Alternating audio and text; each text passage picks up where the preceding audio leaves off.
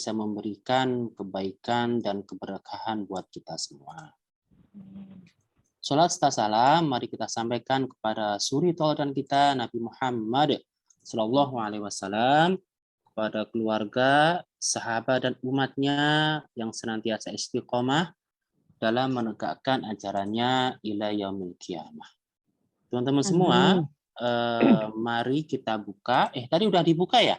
Oh, sudah Pak Ustadz. Oh ya, baik. Tadi sudah dibuka dengan membaca basmalah. Berikutnya, seperti yang telah kita sepakati pekan yang lalu, bahwa kita akan memulai pengajian kita dengan membaca Al-Quran ya. Ibaratnya itu setoran membaca Al-Quran.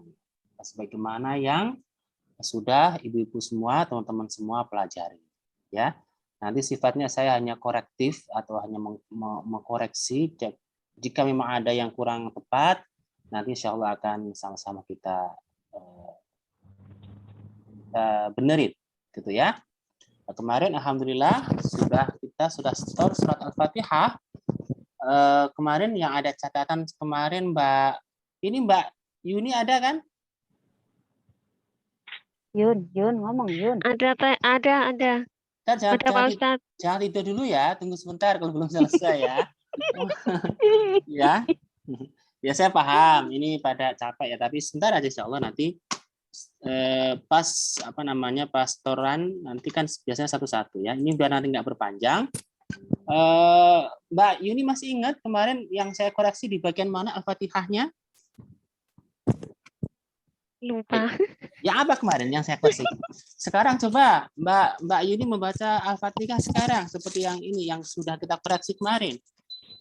Ayo coba. Bentar. Yang ini ada yang baru ini atau masih tetap yang kemarin?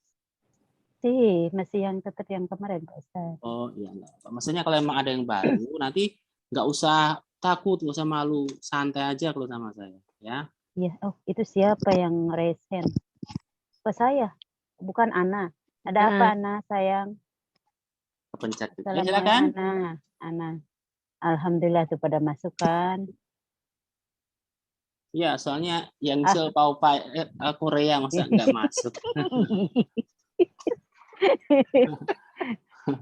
Tadi saya baca itu dari Pak Ustadz Profil, ketawa saya. Ayo, silakan.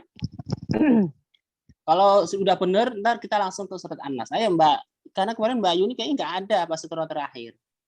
Silakan. Iya. Ayo Yun. A'udzu billahi minasyaitonir rajim. Bismillahirrahmanirrahim. Alhamdulillahi rabbil alamin. Ar-Rahmanir-Rahim. Maliki yaumiddin. Iyyaka na'budu wa iyyaka nasta'in. Ihdinas siratal mustaqim. Siratal ladzina an'amta 'alaihim ghairil maghdubi alaihim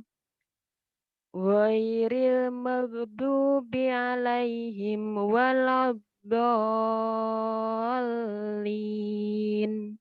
Sekali lagi yang ghoirilnya Mbak ini ghairil maghdubi alaihim waladdallin. Bagus ya, yang terakhir tadi bagus ya. Yang salah mana, Pak? Enggak, udah bagus. Yang tadi udah bagus. Yang penting gini, nggak usah ragu ya. Ghairil biasa aja. Kan ghain kan biasa ya. Ghain mag atau mag. Ghairil maghdubi alaihim waladdallin. Bagus ya, udah. Ya. Saya anggap yang lain tetap udah bagus semua. Tinggal jangan lupa diulang-ulang kemarin mana yang sempat saya koreksi ya. Yang belum Pak, Bu Endang tuh Pak Ustadz kemarin nggak masuk. Bu Endang, siap?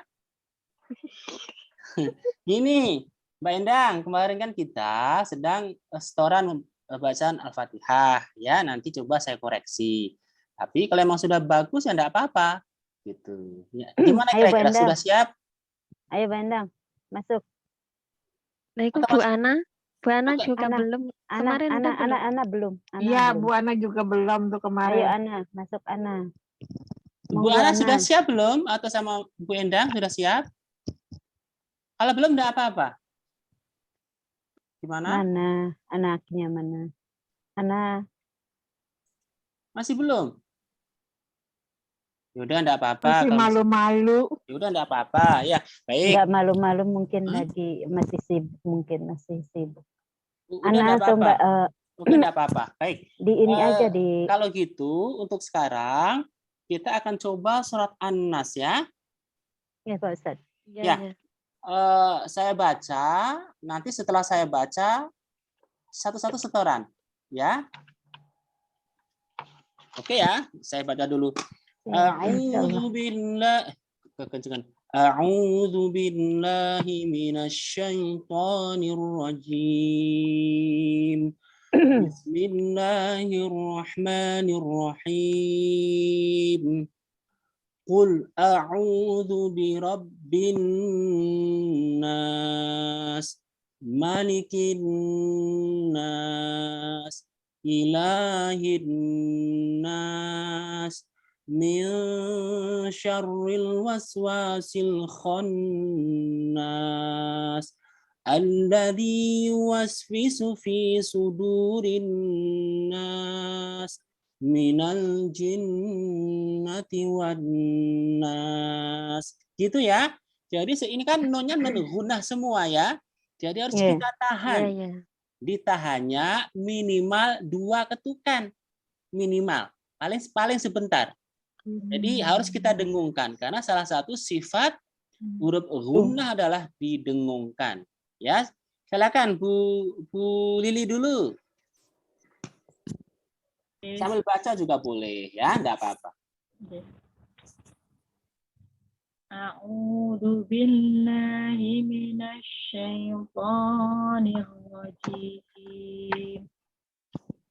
Bismillahirrahmanirrahim.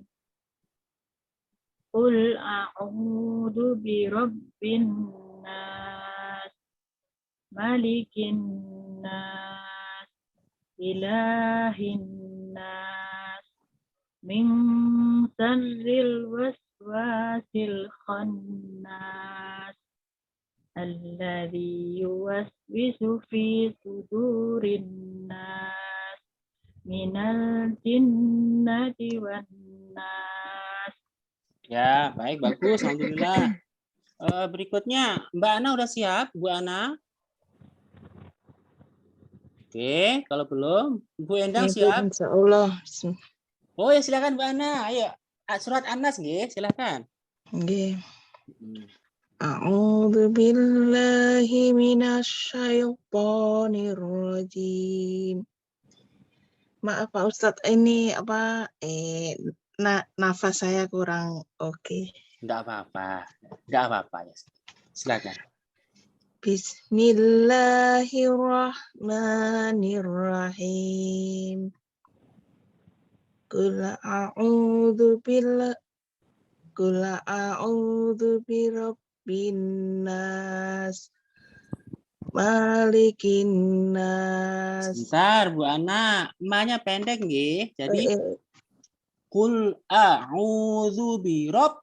Nah, banyak harus dimasukkan dengan kayak orang kaget karena baknya ditasydid ya. Jadi qul a'udzu birabbin nas gitu ya. Terus malikin nas gitu ya. Silakan Bu Ana. Qul a'udzu birabbin nas. Lagi sekali lagi. Tarik napas yang panjang. Qul a'udzu birabbin nas. Ya. Terus Malikin malikin nas. Coba Malikin nas. sekali lagi. Malikin nas. Jadi ma-nya pendek ya, betul. Malikin nas. Ayo. Malikin nas. Terus ila. Ilahin Sekali lagi. ilahin nas. Bentar, itu karena lamnya nggak tasdid, bukan illa tapi ilahin nas. Ayo. Ilah. Ilahin nas. Sekali lagi. Ilahin nas. Min sarril waswasil khannas. Terus Allazi yuwaswisu fi sudurin nas. Pripun? terus Minal jinnati wan nas. sekali lagi. Minal jinnati wan Nah. nas. P-nya nggak boleh panjang harusnya. Minal jinnati wan nas. Jadi T-nya cuma satu ketukan. Minal jinnati wan nas. Coba yuk. Minal sebentar. Minal jinnati wan nas. Minal jinnati wan nas. Coba yuk. Minal jinnati wan nas. Jadi intinya T-nya nggak boleh panjang ya, meskipun panjangnya sedikit, dia tetap harus satu ketukan. Oke, sekarang diulang dari ayat pertama sampai terakhir. Oke, bismillah.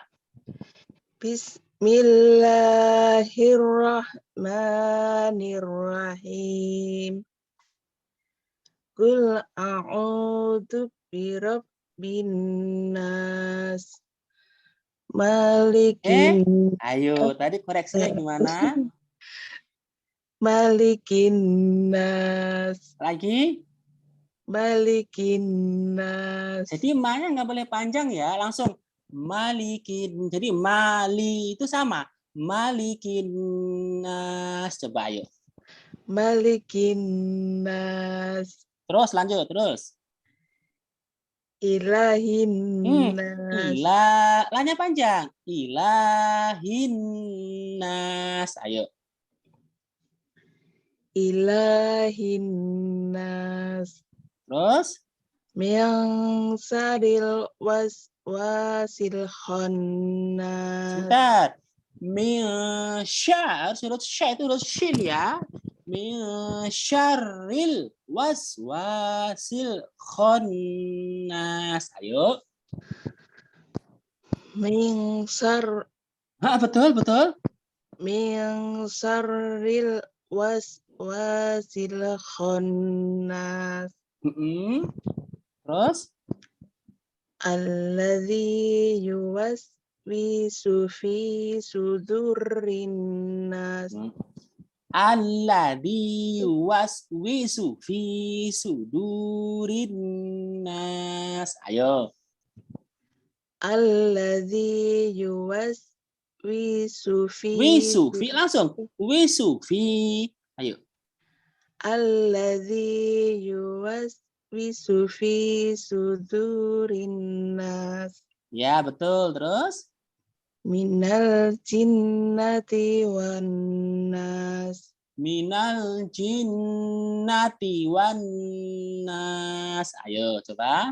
Minal jinnati wan nas. Gitu ya, Mbak Ana ya.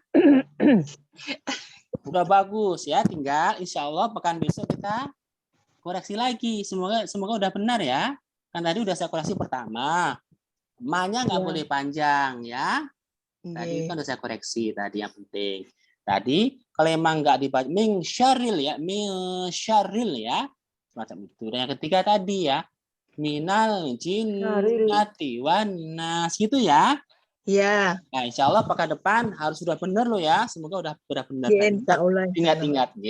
Tuh ya silakan. Berikutnya Bu Mbak Jayanti. Siap? Udah siap ini? Atau masih bekerja Mbak Jayanti? Jayanti biasanya nggak bisa Pak Ustadz, dia tidur sama anak, Oke, baik. Kalau gitu Mbak. paling menyimak doang. Oke, ya sekarang Mbak Fitri. Bu Endang itu, Saya belum. Bu Endang Pak Ustadz, dia kemarin Saya hadir, Al-Fatihah dia dulu ya, dulu. Tat. Loh, sekarang kan Anas, ini kan saya kok malah itu dimarahin. Itu Fitri langsung, gitu. Kenapa Mbak? Udah siap? Belum siap? Mbak Fitri? Oh, malah di-mute. Oke, sekarang Mbak Endang. Sekarang silakan. Mbak Endang mau apa dulu nih? Mbak Endang? Loh. Oke, kalau Bu Endang moodnya dibuka. udah kok. Udah nggak mute? Halo? Itu Bunda? biasanya dia itu apa sinyal di dia itu sinyal. Oke, Biasanya baik. sinyal dia. Sekarang Mbak Yuni surat An-Nas coba. Loh, mau keluar. Loh, iya, sinyal dia. Oke, sekarang Mbak Yuni surat An-Nas. Halo, Mbak. Iya Pak Ustadz, iya ya. Baik, ayo silakan. A'udzu billahi minasy syaithanir rajim. Bismillahirrahmanirrahim. Qul a'udzu birabbin nas, malikin nas, ilahin nas, min syarril waswasil khannas, alladzi yuwaswisu fi sudurin nas. Sekali lagi, Alladzi yuwaswisu fi sudurin nas minal jinnati wan nas. Oke, bagus ya. Siapa lagi sekarang? Mbak Fitri udah siap? Mbak Fitri, udah siap belum? Ya Pak Ustadz, ya barusan lagi ngirim.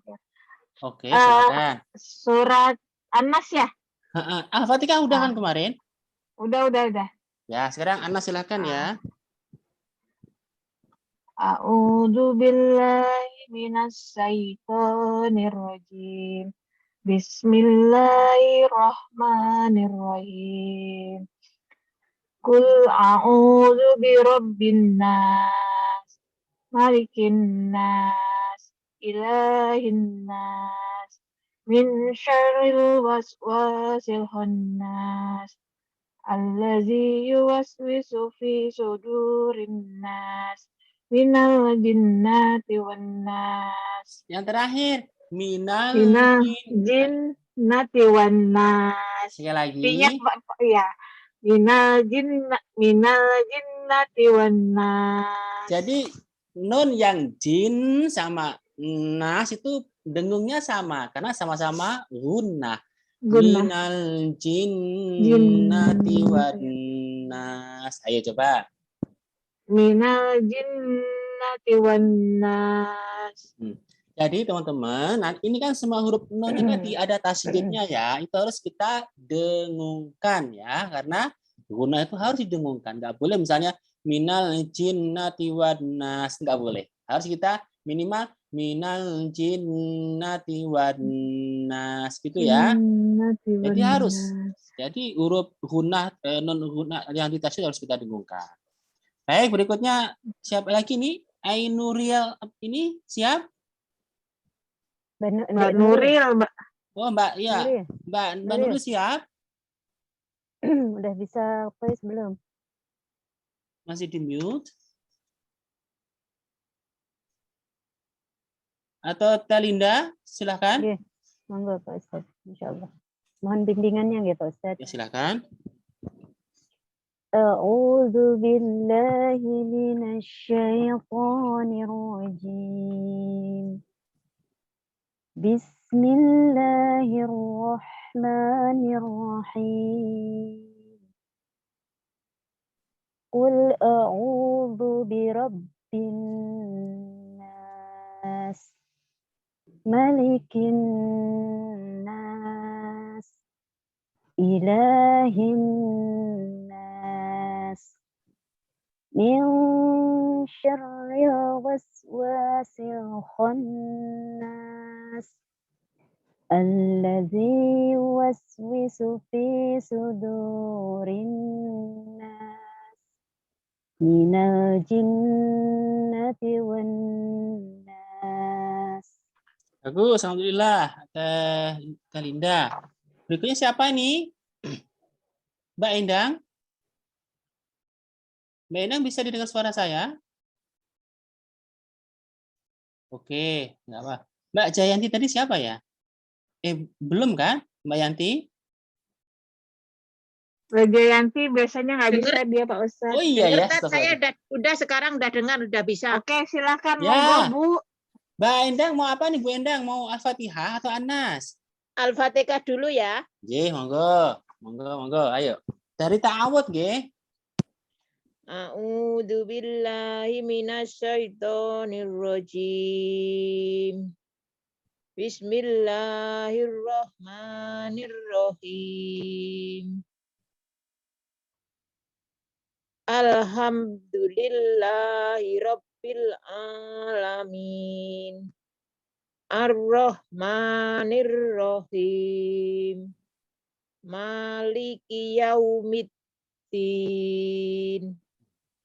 Iyyaka na'budu wa iyyaka nasta'in. Ihdinas siratal mustaqim. Siratal ladzina an'amta alaihim. Ghairil maghdubi alaihim waladdallin. Amin. Bagus, alhamdulillah. Bisa lanjut Anas? Bisa. Oke, monggo silakan. Mumpung sinyalnya bagus. Oke, silakan Bunda. Nanti kalau sinyalnya hilang nggak bisa lagi. Silakan.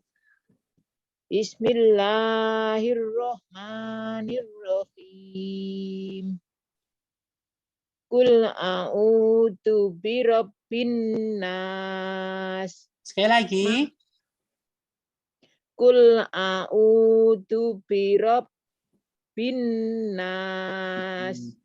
Malikin nas. Sebentar, ma-nya pendek ya.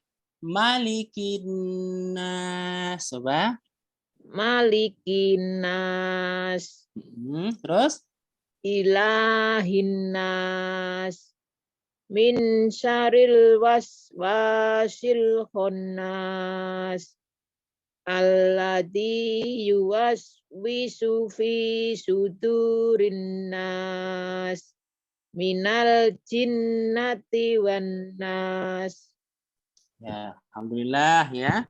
Siapa yang belum? Sudah semua kan ya? Teh Ginda kayaknya nggak bisa tadi ya. Nggak apa-apa ya. Baik teman-teman.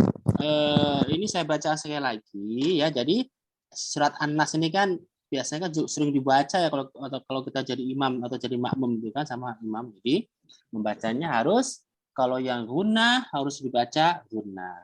Jadi saya baca lagi ya. A'udzu billahi minasyaitonir rajim.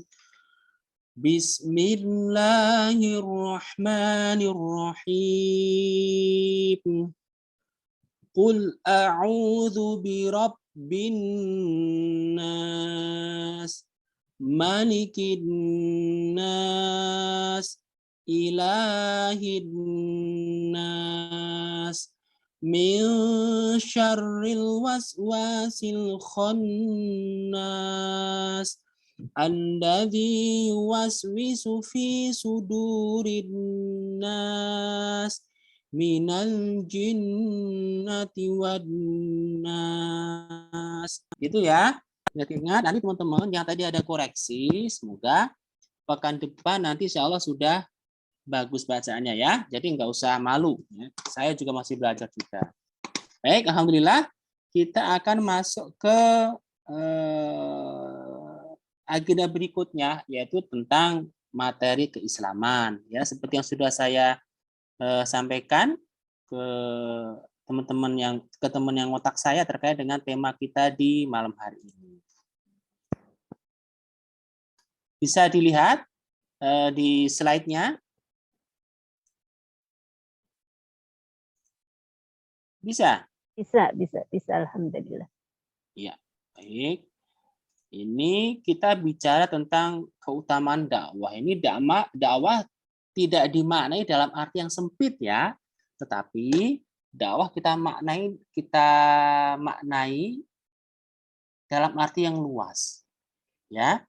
Jadi kalau kita ngomong dakwah itu jangan kemudian kita memikirkannya, wah kalau kita berdakwah berarti saya harus kayak ustadz itu.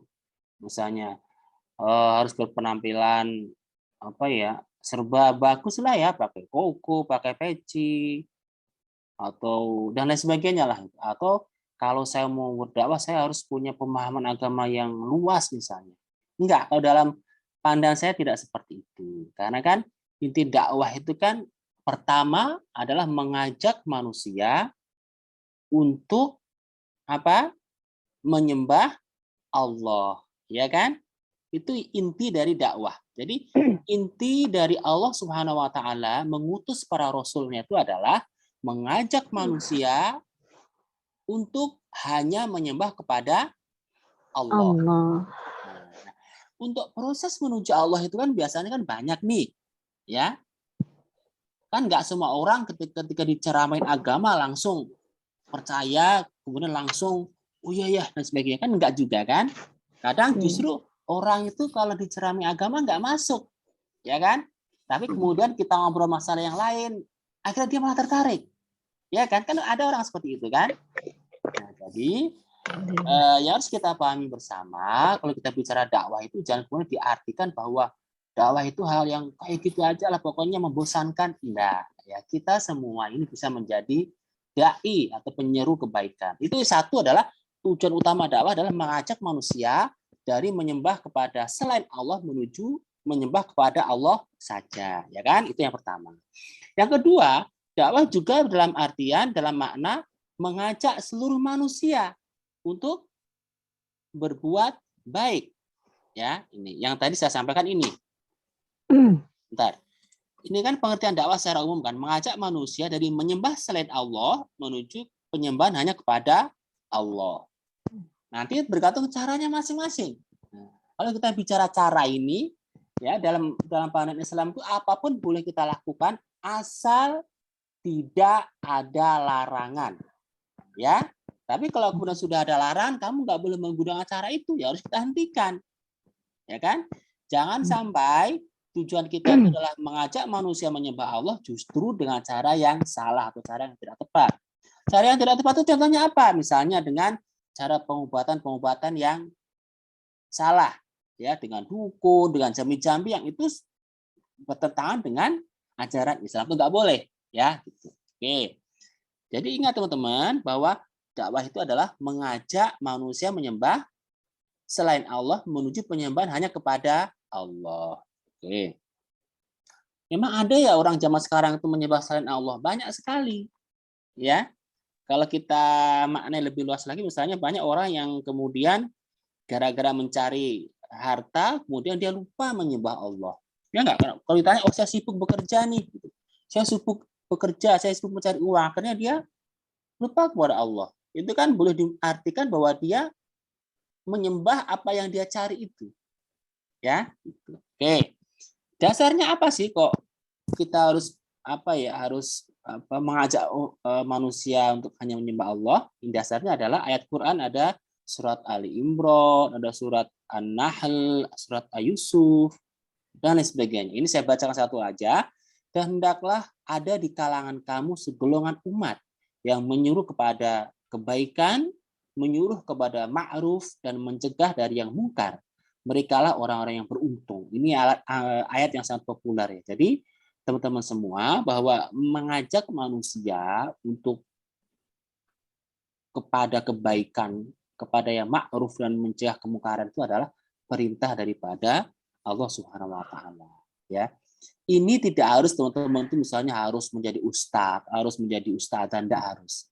Kita semua bisa melakukan dengan posisi kita masing-masing tentunya ya.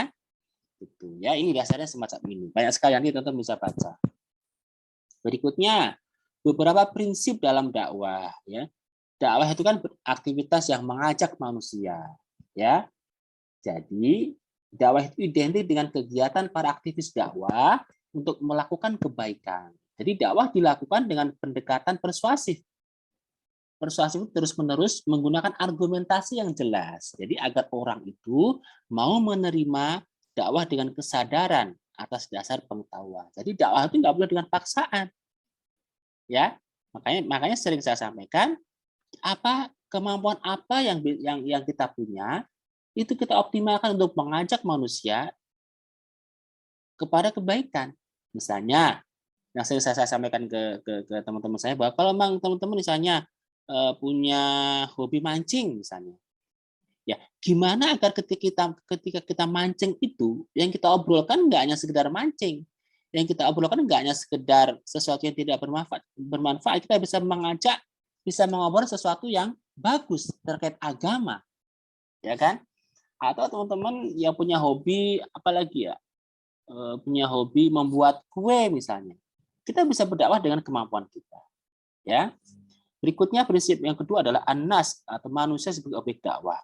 Dakwah itu ditujukan kepada seluruh manusia tanpa kecuali, baik yang sudah menerima dakwah atau seorang muslim ataupun orang yang kafir atau orang yang, jadi tujuan dakwah itu tidak hanya untuk orang kafir, tetapi untuk orang muslim yang misalnya dia belum melaksanakan kewajiban secara penuh, misalnya yang sholatnya masih suka lupa, yang puasanya seringkali tidak dijalankan pas Ramadan ya, semacam itu. Ya. Yang ketiga prinsipnya adalah ilallah. Jadi dakwah itu adalah mengajak manusia hanya kepada Allah, mencari ridho Allah dan lain sebagainya. Ya. Yang keempat, metodologi yang dipakai adalah dengan hikmah atau dengan kebenaran, dengan arif, dengan cara-cara yang ma'ruf tentunya. Jadi sekali lagi saya sampaikan, tidak boleh kita pengen mengajak orang kepada jalan Allah kemudian dengan cara yang bertentangan dengan nilai-nilai Islam itu sendiri, ya. Dan yang kelima adalah target dakwah itu agar umat itu, orang yang kita seru, orang yang kita ajak berdakwah itu memiliki sikap yang jelas dalam menolak kepada taghut itu kepada sesembahan selain Allah, dan kemudian mereka itu beriman kepada Allah Subhanahu wa taala. Jadi target dakwah itu agar orang yang kita dakwah itu benar-benar dia nggak mau lagi syirik. Syirik itu kan menyembah selain Allah kan ya. Nah, gimana agar orang yang kita ajak itu benar kemudian dia hanya menyembah kepada Allah saja. Ya. Berikutnya, dakwah yang benar itu apa? Karakteristiknya kayak apa? Dakwah yang benar itu karakteristiknya adalah robbaniyah atau tujuannya hanya kepada Allah. Jadi segala elemen di dalam dakwah itu hanya ditujukan kepada Allah. Awalnya dari Allah dan akhirnya pun harus kepada Allah. Itu karakteristik yang pertama. Kemudian karakteristik yang kedua adalah Islamiyah qabla jam'iyah. Jadi Islam dulu sebelum kita bergabung dengan jamaah. Jadi yang kita sampaikan kepada kepada teman-teman kita, kepada objek dakwah kita adalah bagaimana agar dia itu menguatkan keislamannya. Ya. Bagaimana agar orang itu memahami Islam. Baru setelah dia itu paham kepada Islam, kita sampaikan bahwa kita itu butuh berjamaah, butuh berkelompok. Ya.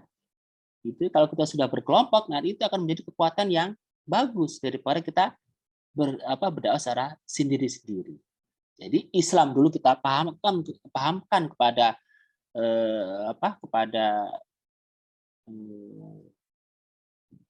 orang lain, kepada objek dakwah kita. Kemudian setelah mereka memahami, baru mereka kita arahkan bahwa kita itu perlu berjamaah. Ya, jadi udah nggak sendiri-sendiri lagi.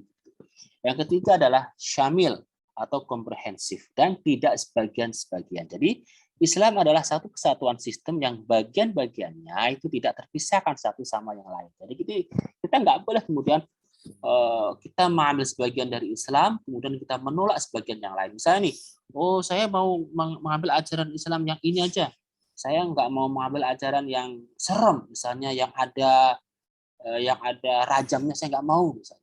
Yang ada ajaran poligaminya saya nggak mau, misalnya. Itu nggak boleh. Rajam adalah ajaran Islam, poligami adalah ajaran Islam, misalnya. Kita nggak boleh kemudian menolak sebagian dan mengambil sebagian. Ya, kalau memang kita nggak mau melakukannya silahkan. Tetapi kita harus percaya bahwa itu adalah bagian dari ajaran Islam. Oke ya. Berikutnya yang keempat adalah muasirah atau aktual dan modern dan tidak konservatif. Konservatif itu enggak yang bikin jenuh gitu, enggak kayak gitu-gitu aja. Jadi dakwah itu harus selalu dapat menjawab dan menyelesaikan permasalahan zaman. Jadi segala yang terkait dengan dakwah tidak ada yang kedaluarsa. Jadi dakwah itu enggak boleh caranya itu aja, harus berubah. Ketika eranya internet misalnya, ya kita harus memanfaatkan bagaimana agar Islam itu bisa tersebar melalui internet. Misalnya, enggak itu YouTube itu bukan dari kita, itu dari orang kafir, nggak boleh gitu. Ya, ini di YouTube itu hanya sarana misalnya. Atau kita nggak boleh dakwah melalui sosial media misalnya. Jadi sosial media itu kan bukan tujuan, dia hanya sarana kita untuk semakin dakwah ini bisa dijangkau oleh semua kelompok. Agar dakwah itu bisa dijangkau oleh semua umat manusia. Gitu ya. Yang kelima adalah mahaliyah wa alamiyah, lokal dan internasional. Jadi Islam itu mempunyai sifat semestawi atau dakwah Islam itu untuk seluruh umat manusia. Islam juga memasyarakat Jadi artinya dakwah Islam itu juga memberikan perhatian yang sama seriusnya kepada permasalahan lokal. Jadi teman-teman semua, kalau kita bicara tentang Islam itu, kita nggak bisa kemudian kita hanya peduli Islam di Indonesia saja.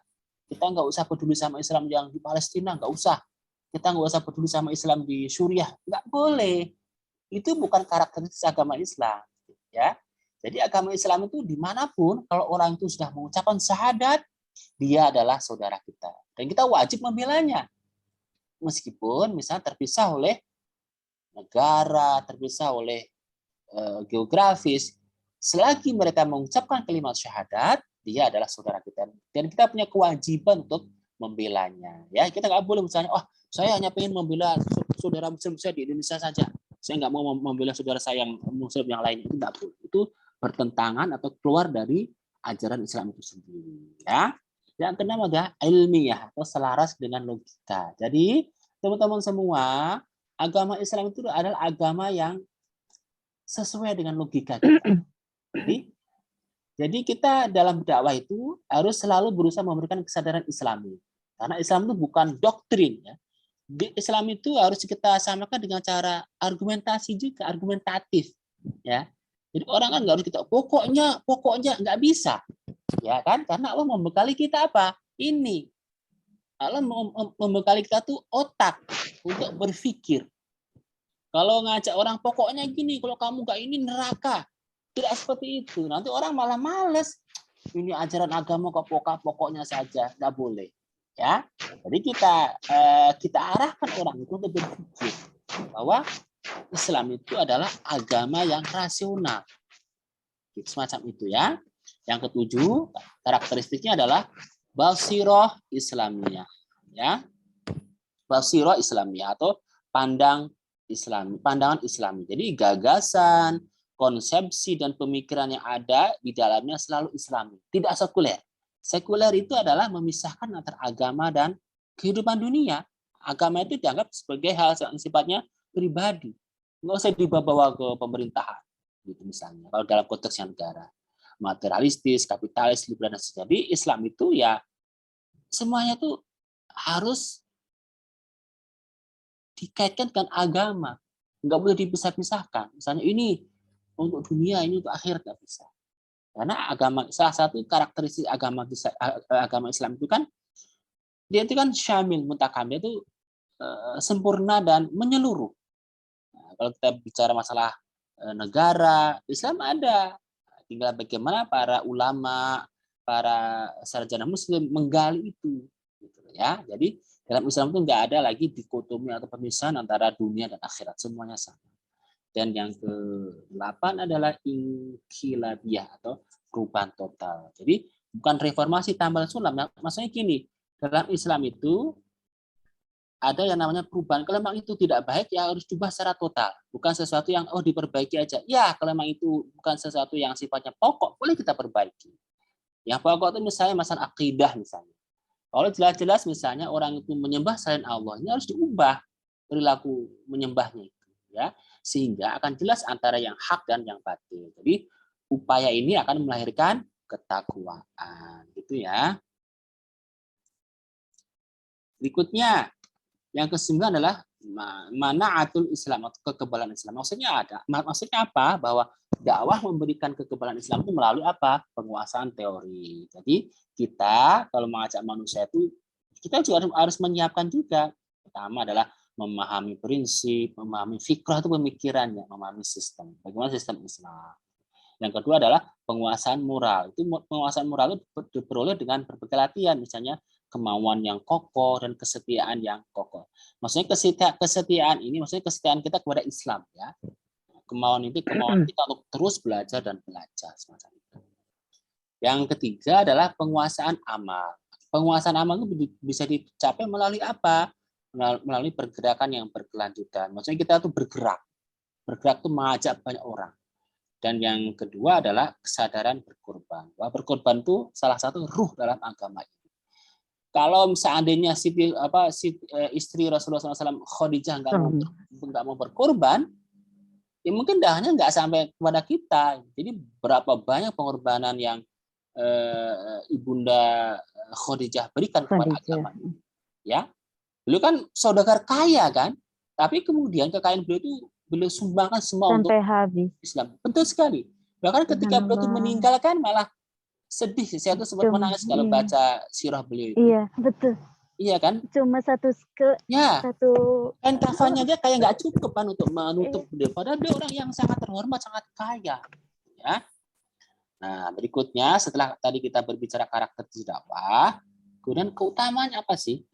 Keutamaan dakwah itu apa? Jadi dakwah merupakan kerja besar dengan skala besar. Targetnya juga besar dan tanggung jawabnya juga besar. Dan balasannya pun juga sangat besar. Jadi pelaksanaan proyek yang besar ini hanya Allah percayakan kepada hamba-hambanya yang berkualitas dan memenuhi syarat. Syaratnya apa? Pertama adalah beberapa rahasia, yang kedua adalah kehidupan penuh berkah. Beberapa rahasia itu maksudnya apa? Maksudnya adalah dakwah merupakan nikmat terbesar. Dakwah hanya Allah berikan kepada hamba-hambanya yang terpilih. Mereka memasukkan ke dalam barisan para nabi dan rasul, baik sebagai pelaku maupun penerima. Dakwahlah yang akan mencerahkan dan mengentaskan dari kegelapan menuju terang benderang cahaya Islam. Jadi ketika Allah menceburkan atau mentakdirkan seseorang itu ke dalam dakwah, itulah karunia yang tak ternilai harganya. Makanya teman-teman semua yang saat ini sudah aktif secara pelan-pelan, mulai berubah, mengajak teman-temannya, yuk ikut ngaji, yuk ikut berubah baik, yuk. Itu adalah kenikmatan yang luar biasa. Jadi jangan dianggap enteng misalnya teman-teman yang belajar mengaji maupun yang belajar mengaji maupun yang mengajarkan, itu jangan dianggap sepele. Itu adalah perbuatan yang luar biasa. Ya, jadi ingat teman-teman, dakwah itu nggak harus misalnya ngomong ceramah di mimbar, nggak harus.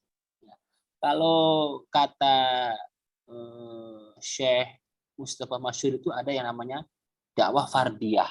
Dakwah secara sendiri-sendiri. Maksudnya gini, kita datang ke teman kita misalnya sholatnya belum rajin, belum rutin. Kita datengin, kita ajak ngobrol. Banyak apapun temanya, ya. Akhirnya dia tersadar dan mau menjaga sholatnya. Itu kan dakwah fardiyah. Jadi dakwah itu jangan diartikan harus ceramah di podium, harus ini, enggak. Misalnya datang secara masing-masing, kita datangi satu rahimi, semacam itu ya. Oke. Yang kedua adalah dakwah adalah sebaik-baik amal. Maksudnya apa? Dakwah itu identik dengan kebaikan. Karena dalam dakwah kebaikan menjadi unsur yang melekat erat. Apapun yang dilakukan dalam dakwah adalah kebaikan dan selalu merupakan kebaikan. Karena dakwah selalu memberikan yang terbaik. Amal kebaikan yang diawali dengan niat yang baik, disampaikan dengan perkataan yang baik, dan diterjemah dengan amalan yang baik. Jadi, para penganjur kebaikan tersebut hanya mengajak pada ridho Allah dan beramal soleh yang bermanfaat di dunia maupun di akhirat. Berikutnya, dakwah adalah tugas para rasul. Jelas kan ya, teman-teman? Jadi, sebesar apapun atau sekecil apapun kontribusi kita dalam mengajak orang itu, bahwa itu adalah tugas yang luar biasa. Tugas yang dulu nih hanya diemban oleh para rasul dan para nabi. Jadi kita harus bangga. Jangan kemudian kita malu-malu, malu saya. Enggak, itu tugas yang sangat mulia. Jadi Allah yang Maha Pengasih dan Penyayang memerintah utusannya yang terdiri dari para nabi dan rasul dengan membawa ajaran dan pelita untuk membimbing manusia ke jalan yang lurus. Setelah kenabian itu berakhir, tugas penyampai risalah dakwah ini diwariskan dan dilanjutkan oleh pengikutnya yang setia. Jadi mereka bertanggung jawab atas keberlangsungan proses dakwah. Jadi aktivis dakwah adalah orang-orang yang mewarisi dan melanjutkan tugas para rasul itu. Jadi teman-teman, sekecil apapun kontribusi kita, nggak usah malu. Ya, itu terus upaya misalnya ngajak orang untuk ngaji. Itu adalah salah satu mungkin sepele ya, tapi itu juga luar biasa. Ya, Allah akan catat sebagai amal kebaikan itu karena kita mengajak orang kepada jalan Allah, kepada Allah SWT. Oke. Berikutnya, dakwah merupakan kehidupan robbani. Kehidupan robbani itu apa? Kehidupan yang berorientasi kepada Allah, dari Allah bersama Allah, ya, dari Allah dan seterusnya. Jadi, kalau kita berbicara robbani adalah orang yang memasrahkan seluruhnya hanya untuk kepada Allah Subhanahu wa Ta'ala. Oke. Kemudian apa nih manfaat yang bisa kita dapatkan dari dakwah itu? Pertama adalah dakwah akan menghasilkan kehidupan yang diberkahi. Keberkahan itu dirasakan dalam hidup karena orang-orang yang terlibat di dalamnya mendapat satu ridho dari Allah. Jadi Allah ridho kepada mereka dan mereka ridho kepada Allah. Yang kedua, cinta Allah. Masya Allah ya, kalau Allah itu mencintai mereka atau mencintai kita, itu seperti Rasulullah lah. Bagaimana benar Rasulullah itu dicintai oleh Allah. Itu akan luar biasa. Ya, kita nggak bisa bayangkan ya, kalau kita kemudian menjadi salah satu hambanya yang Allah cintai. Gitu. Ya. Yang ketiga adalah rahmat Allah. Allah merahmati mereka lebih dari yang diberikan kepada manusia umumnya, baik dunia maupun di akhirat. Yang berikutnya, pelakunya mendapat pahala yang tiada putus-putusnya. Dan yang terakhir, pelakunya akan mendapat pahala yang berlipat ganda. Rasulullah SAW mengatakan kepada Ali bin Abi Thalib, bila Allah memberikan kepada satu orang dengan perantaraanmu, itu lebih baik dari dunia seisinya. Jadi kata Rasulullah, teman-teman, ya, teman-teman itu mengajak satu orang, ya, kemudian orang itu orang yang selama ini cuek sama agama ya, kemudian kita kasih dakwah pelan-pelan kemudian dia mau sadar, itu lebih baik daripada dunia seisinya kata Rasulullah. Jadi ini kan luar biasa. Dan itu nanti kalau teman kita juga kemudian melakukan ke temannya, itu akan menjadi pahala jariah buat kita.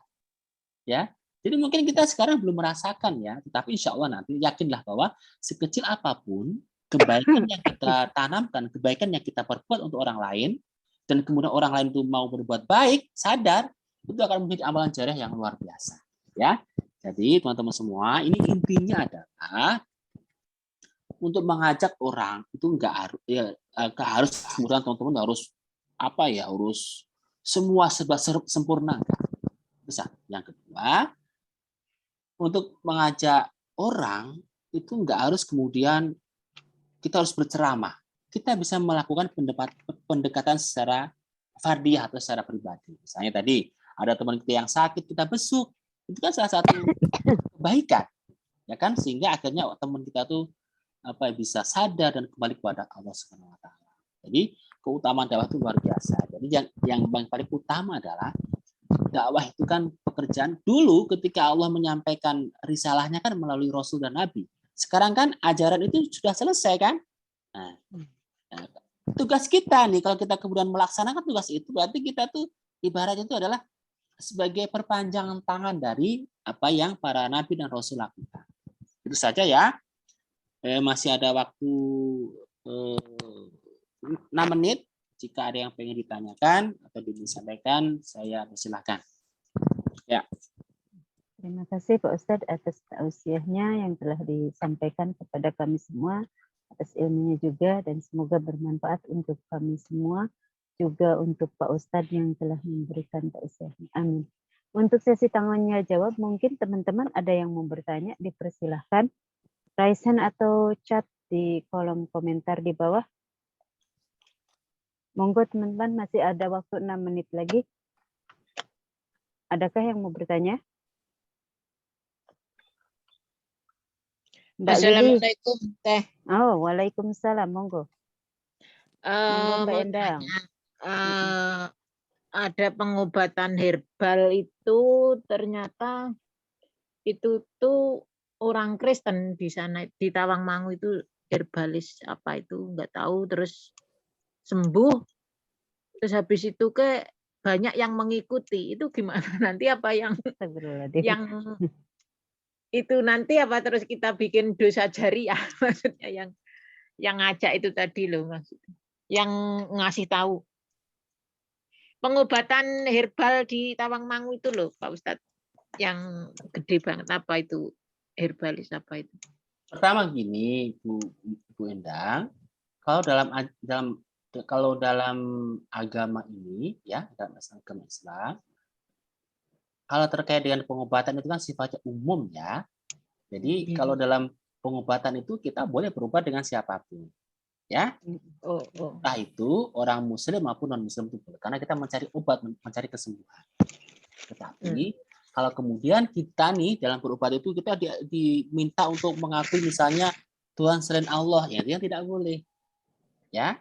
Selagi hanya pengobatan saja dan dalam pengobatannya itu tidak bertentangan dengan nilai-nilai Islam, itu silakan saja. Karena agama kita ini kan tidak membatasi kita berobat dengan siapa. Tetapi ketika dia melakukan pengobatan itu tidak bertentangan dengan Islam, itu silakan saja ya. Tetapi kalau kemudian dalam pengobatan kita disuruh melakukan kegiatan, melakukan apa ritual yang itu bertentangan dengan Islam, itu yang tidak boleh. Jadi begitu ya. Misalnya obatnya ini misalnya ada satu obat yang itu sebenarnya haram, misalnya diambilnya dari dari sesuatu yang itu dalam Islam, itu tidak boleh. Ya. Atau itu cara rempah semua, Tat. Oh, silakan, enggak apa-apa. Enggak. Meskipun misalnya yang mengobati orang Kristen tidak apa-apa, asalkan memang dalam melakukan pengobatannya tadi ya tidak bertentangan dengan nilai-nilai Islam. Gitu ya. Tetapi kalau memang ada misalnya pengobatan lain yang sama, misalnya yang seorang muslim, ya kita lebih memilih saudara kita gitu ya. Tapi kalau memang udah enggak ada lagi dan dia yang paling bagus misalnya, paling bagus tanda petik loh ya, silakan aja, enggak apa-apa. Agama ini kan tidak melarang kita bermuamalah, berhubungan, berteman dengan siapapun, ya. Dengan non muslim juga boleh. Bahkan Rasulullah SAW kan pernah menggadaikan baju perangnya kan kepada orang kafir ya. Bahkan sampai belum meninggal. Ya itu silakan orang Yahudi. Ya, orang Yahudi. Itu boleh. Ya, pun sama untuk berobat silakan. Asalnya tadi catatannya ya, ketika dalam pengobatan itu tidak ada cara-caranya itu yang bertentangan dengan agama Islam ya. Kalau masih normal-normal aja, ini Bu nanti minum obatnya ini gitu. Ya enggak apa-apa. Silakan aja ya. Kan kita ikhtiar mencari kesembuhan kan? Silakan saja. Ya, ada lagi yang beliau tanyakan barusan itu orang yang menunjukkan gitu, menunjukkannya karena mengikuti kena dosa jariah. Oh enggak. Ilmu itu sifatnya umum ya. Ilmu sifatnya umum. Kalau kayak gitu nanti misalnya gini nih, ini kalau saya analogikan misalnya, kan hampir semua penemuan itu kan sebenarnya diawali ditemukan oleh para ulama muslim kan sebenarnya. Iya betul. Tahu algoritma? Kalau matematika tahu kan algoritma kan? Algoritma kan penemuan orang muslim, tapi sekarang ini kan digunakan misalnya untuk membuat aplikasi yang nggak baik, ya kan? Apakah kemudian ulama kita juga berdosa? Saya rasa tidak. Ya tidak sejauh itu ya. Karena kan ilmu itu kan ini nggak akan dihukumi nanti, yang dihukumi adalah mereka yang melakukannya. Kecuali dengan herbal dia belajar herbal itu kemudian dia orang yang mengajarkan pertama tetap dapat pahala gitu. Tetapi ketika kemudian dilakukan oleh yang tidak baik, ya stop sampai orang yang melakukan tidak baik itu. Karena kan ilmu sifatnya umum ya. Maksudnya kayak pisau itu kan sifatnya umum, bergantung siapa yang megang. Ya kan? Semoga bisa dipahami. Jadi enggak kalau terkait herbal, berarti orang yang ngajari orang non-muslim tadi itu akan dosa, enggak. Insya Allah enggak. Nah, ini Pak Ustadz yang saya juga mau bertanya ini saya tambahin. Itu kalau misalkan kan sekarang ada sistem pengobatan ya. Pengobatan yang pakai kalung lah, gelang lah gitu ya. Yang pakai katanya untuk kesehatan gitu ya. Nah, kalau pakai gelang ini katanya, kalau pakai kalung ini akan menyembuhkan misalkan penyakit kronis gitu ya. Misalkan pakai gelang ini akan menyembuhkan penyakit kronis. Nah, sehingga orang itu ya, karena dia dengan sugestinya akan menyembuhkan, jadi dia percaya kepada si barang itu, gitu ya. Kepada si barangnya itu, gitu. Dia meyakini bahwa barang itu adalah yang akan menyembuhkannya. Nah, itu kan kalau dalam Islam tidak boleh bergantung kepada sesuatu selain kepada Allah Azza wa Jalla gitu. Nah, yang saya ingin tanyakan itu bagaimana hukumnya dengan yang memakai gelang lah, yang memakai itu, dan mereka mempercayai bahwa itu adalah kesembuhan untuk mereka. Nah, itu saja Pak Ustadz. Barakallahu fiik.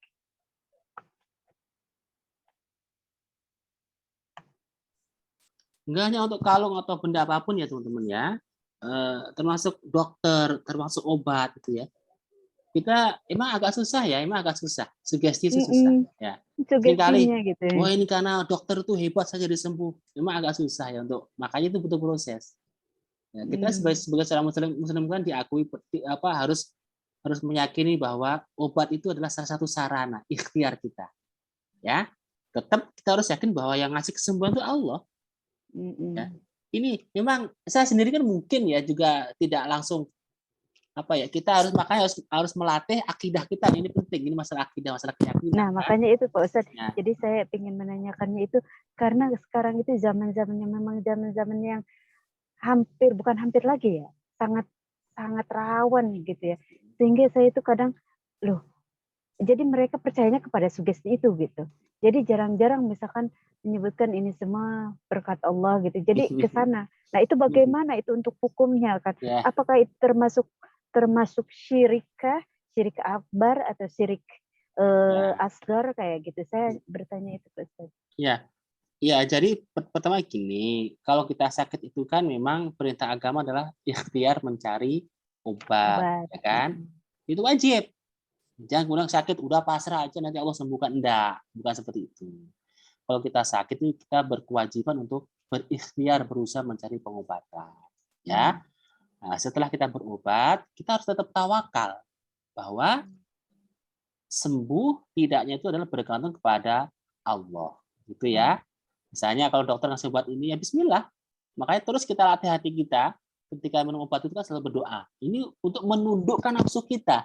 Biar nantinya kita tuh nggak merasa bahwa yang menyembuhkan kita tuh obat atau dokter itu enggak. Pelan-pelan. Saya pun juga masih belum bisa. Pelan-pelan.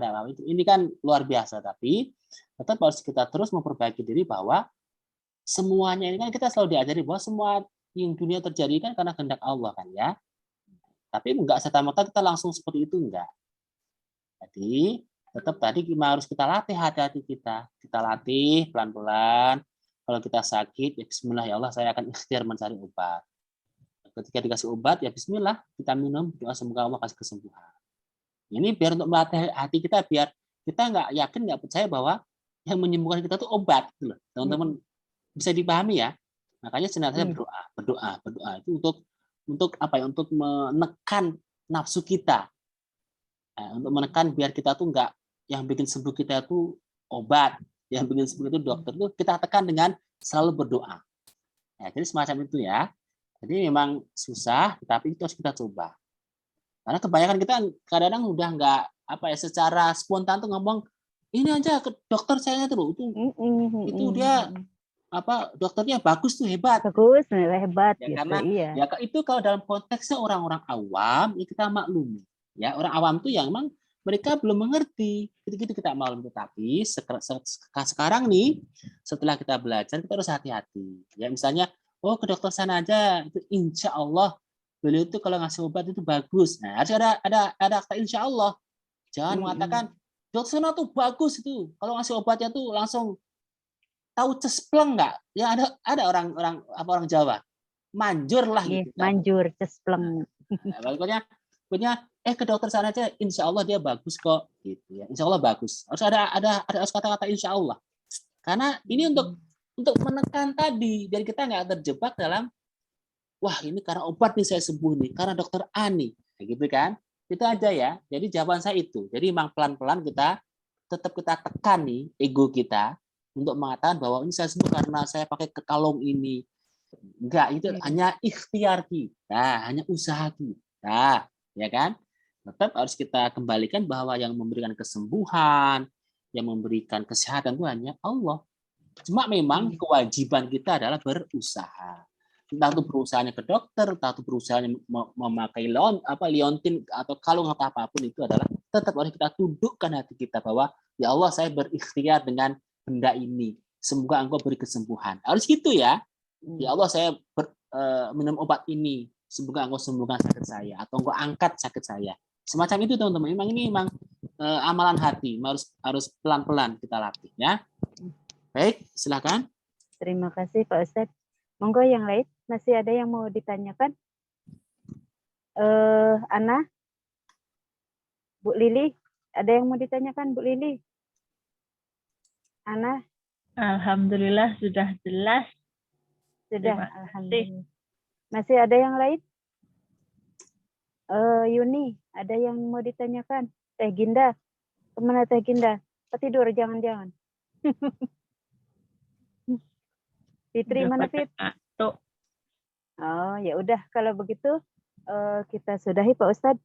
Baik. Pak Ustadz, ya. Karena mungkin sudah. Baik teman-teman, ya karena teman-teman kerja seharian, capek, enggak apa-apa ya. Insya Allah semoga besok pagi bisa bangun dengan segar, ya, dan bisa kerja semangat kembali dan tentunya sehat selalu ya. Mari kita sama-sama berdoa. Astagfirullahaladzim, astagfirullahaladzim, astagfirullahaladzim. A'udzubillahi minasyaitonir rajim. Bismillahirrahmanirrahim. Hamdan syakirin, hamdan na'imin, hamdan yuwafi ni'ama wa yukafi mazidah. Ya Rabbana lakal hamdu kama yanbaghi li jalali wajhikal karim wa 'azimi sultanik. Rabbana zalamna anfusana wa illam taghfir lana wa tarhamna lanakunanna minal khasirin. Rabbana ighfir lana wal ikhwanina alladhina sabaquna bil iman wa la taj'al fi qulubina ghillan lil ladzina amanu rabbana innaka ra'ufur rahim. Allahumma arinal haqqa haqqan warzuqna tiba'ah wa arinal batila batila warzuqna istinaba. Allahumma afina fi badanina, Allahumma afina fi sam'ina, Allahumma afina fi basarina. Rabbana hab lana min azwajina wa dzurriyyatina qurrata a'yun waj'alna lil muttaqina imama. Rabbana la tu'akhidna in nasina wa akhtana. Rabbana wa la tahmil 'alaina isran kama hamaltahu 'alal ladzina min qablina. Rabbana wa la tuhammilna ma la taqata lana bih. Wa'fu 'anna waghfir lana warhamna anta maulana fansurna 'alal qaumil kafirin. Rabbana atina fid dunya hasanah wa fil akhirati hasanatan wa qina 'adzabannar. Wa sallallahu ala sayyidina Muhammadin wa ala alihi wa sahbihi wa barik wa sallam. Subhana rabbika rabbil izzati amma yasifun wa salamun alal mursalin walhamdulillahi rabbil alamin. Alhamdulillahirabbil alamin. Alhamdulillah. Alhamdulillahirabbil alamin. Alhamdulillah, terima kasih Pak Ustadz. Alhamdulillahirabbil alamin, teman-teman semuanya. Satu persatu dari acara telah kita sampaikan semua dan telah selesai semuanya. Untuk itu mari kita tutup dengan doa kafaratul majlis. Subhanaka Allahumma wa bihamdika asyhadu an la ilaha illa anta astaghfiruka wa atubu ilaik. Terima kasih Pak Ustadz. Mohon maaf Sama, bila dari oke. kami dari Terima organisasi kasih. kami banyak Terima kasih, Pak kesalahan atau kekurangan Pak Ya. Ustadz. Terima Ya, kasih sama. untuk semuanya. Assalamualaikum saya duluan ya. warahmatullahi wabarakatuh. Monggo Pak. Waalaikumsalam warahmatullahi wabarakatuh. Sukses semua ya.